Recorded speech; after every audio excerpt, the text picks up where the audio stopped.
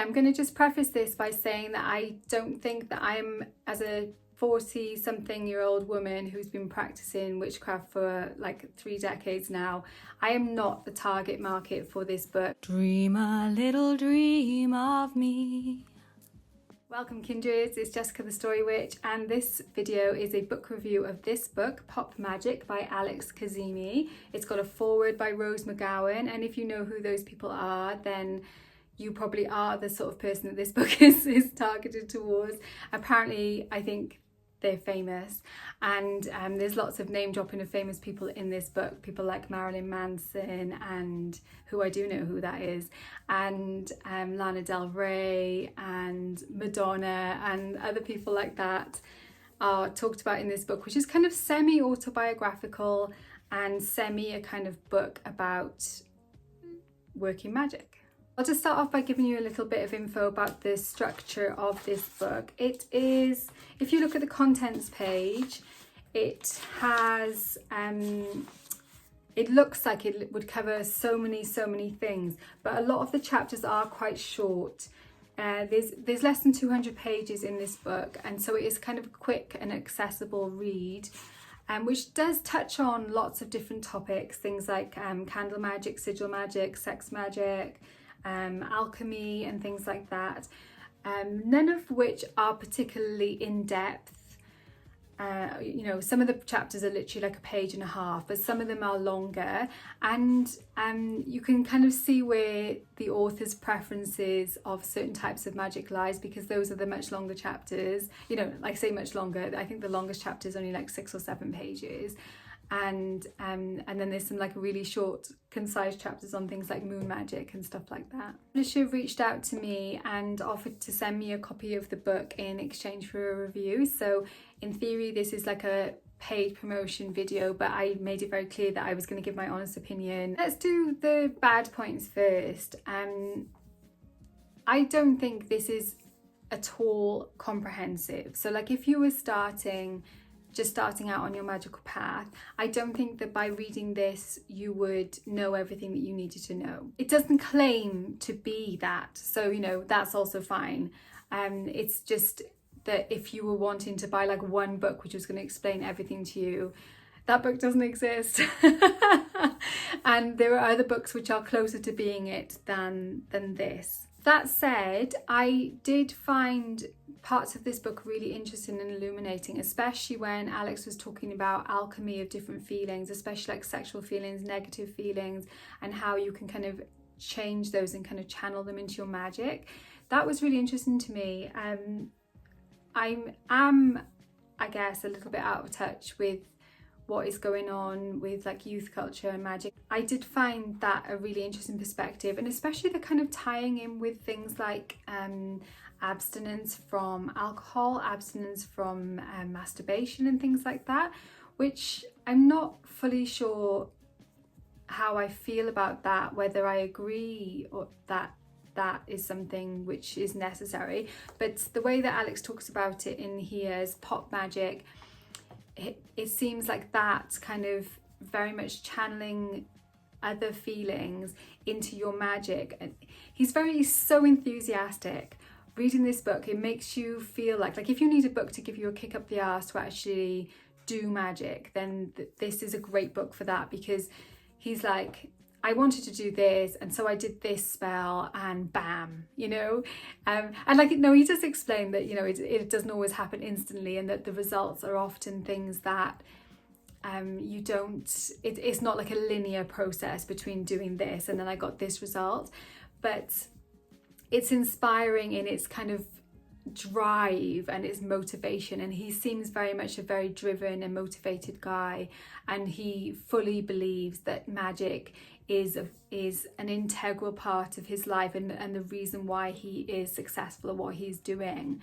And that was really inspiring, especially I think as someone who has been practicing a long time and can sometimes forget that kind of buzz, you know, of being new and enthusiastic and being like, wow, this shit really works, you know. So it was really fun to read that and get that perspective. And honestly, it's just a kind of entertaining read. and an easy read. So I said I was going to do the bad points first and then the good points, but it hasn't worked out like that. I've just kind of been randomly talking about both of those things. So I will go back to one of the things that kind of didn't sit well with me in this book, and that is he refers quite a few times to that magic is a force that brings order out of chaos. And I just felt like, and especially in that chapter, here's a chapter in here talking about the divine femme and how the divine femme needs to be protected. And like that chapter was really eyebrow raising for me, because as a kind of, I don't even know which way feminist I would call myself now, I hoped that, and I still hope that things are different now. But the way that he was talking about how him and his friends were inducted into porn at a very young age and how they were kind of encouraged is still very much the case, that the culture, from what he was saying, is still very derogatory and objectifying about women. And he has kind of came to a personal place where he does not feel good about that, and is rejecting those kind of parts of culture, which are great. But it did make me really sad to think that, man, we're really still there. And that was hard to read.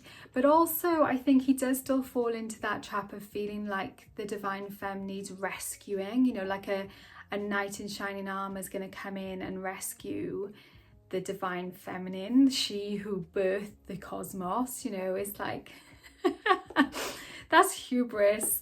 And I think that, I don't think he didn't intend it like that, but I think that he's just at that point in his journey where he hasn't fully, even though he knows that magic is real and is using magic and is kind of immersing himself in it, which is wonderful, I don't think he's reached that stage of really understanding that he's held by the divine femme, and that he doesn't need so much to protect her as recognize her and see her in all that she is. And perhaps that's something that will come later. I definitely get the impression from reading this that he is still very early on in his journey and has just had such cool results that he wanted to share them. And that's really cool. And perhaps if he writes another book in 10 years time, then he'll have a slightly different perspective on that.